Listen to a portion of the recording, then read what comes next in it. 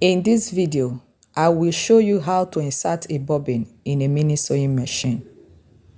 First, we have to open the bobbin cover. Hold the bobbin this way.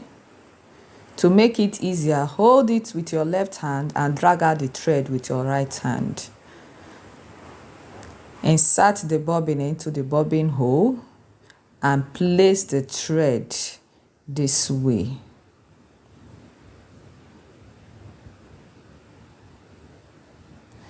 Now, turn the hand wheel towards your direction, like I'm doing it right now.